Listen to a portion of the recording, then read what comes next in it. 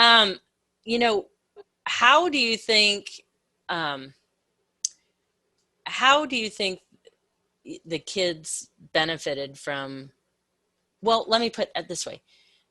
Did you and Brent talk more as parents when the two of you were married or after you were divorced? Oh, I'd definitely say after you're divorced because when you're married, you kind of just one of you just does your own thing. I mean, whoever's going to discipline or whoever's doing this or that, Hmm. and when you got divorced, then it's kind of more, well, it should be anyway, more of a joint effort as far as so that you can stay on the same page. I mean, I think that especially as they get older, you have to be able to both agree on what you're doing and what's being said. Otherwise, you're never going to survive them growing up and being teenagers and all of that. If they can pit you against each other, then kids are smart. They figure that out really quickly when the parents aren't getting along and when they can get one person to say one thing and another person to say another thing, and that they're going to work that to their advantage no matter what kid it is if it comes down to them really wanting to do something. So yeah, I think yeah, definitely after we got divorced was more conversation about everything than we probably ever had when we were married about that kind of stuff. So I think if I remember, like it would just be one of those things like Brent would call and talk to you in the morning on his way to the office, and the two of you would connect and what's going on, what's coming up. Um, and you two, maintained good communications about staying on top of things. There was not to say that we didn't get some shenanigans pulled on us by the kids. oh no, they were So, not. right, who was?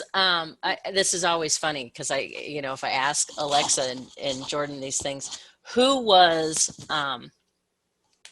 Did Okay, discipline, step parents and discipline. It's always a huge thing for clients. Like they can get bunched and upset, like if a step parent is disciplining a child, like you're not the parent. What was like your how did you think that you and Brent handled that? um Yeah. And on my side of the house, Jack did not discipline, and that was his choice. I mean, he just never felt like he should do that. I mhm. mean, he always made the comment to me, no, that's you and Brent. That's he kind of stepped back. I don't know if he just felt like that wasn't. I mean, if it was something when they were little tiny kids, he would Right. say something to them if they were doing something they weren't supposed to. But he just was always like, no, I'm leaving that to you guys, and so that's probably why Alexa went to him a lot too, because he wasn't involved in that. But it was good, and I always said to him I didn't have a problem with that. But the funny thing was that he never did discipline him, but like when Jordan was littler and he broke the dryer, he was scared to death that Jack was going to be furious at him, and it's like, and Jack had never ever said anything to him. And when he And he came broke home, he broke the when dryer because he was he was in it. playing hide and seek, yes, in the dryer for, and he crawled out of it and broke the door on the dryer. So, and it was, and Jack was just like, yeah, things happen, if we'll fix it, it'll be okay. And, and he was all scared about me too. And I'm like, what did you think I was going to do to you? He wouldn't come out of his room for like 3 hours. It's like, what did you think I was going to do to you? You were going to look at me. You were just going to look at me with that look. That's what he said. And it's like, okay.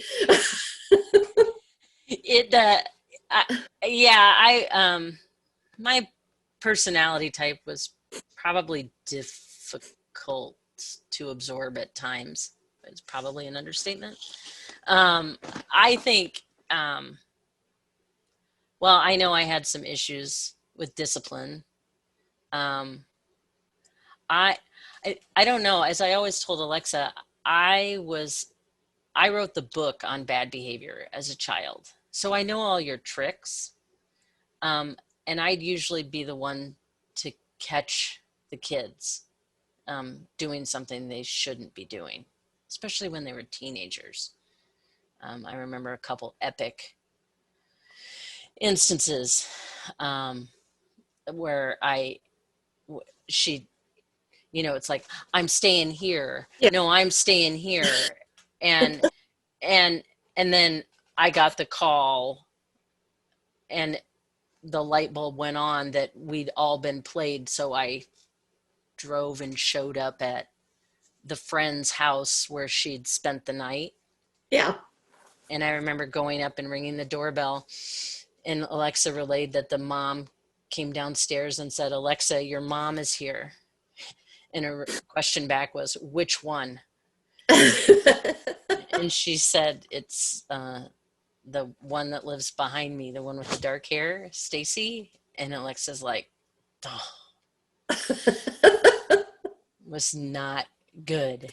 And then I got, then she got in the car, and I was so mad, and I drove her over to your house because I'd called all of you to tell you what was going on, and that we'd all been duped, and that she'd snuck out and she was someplace she wasn't supposed to be, and with people we didn't know, and and I would have like grounded her for life. And and I was like, I'm the one who has to bust you. And we get over to your house, and you were on my team. And and then Brent's a softie. He can't handle her crying. And so yeah, I remember that one.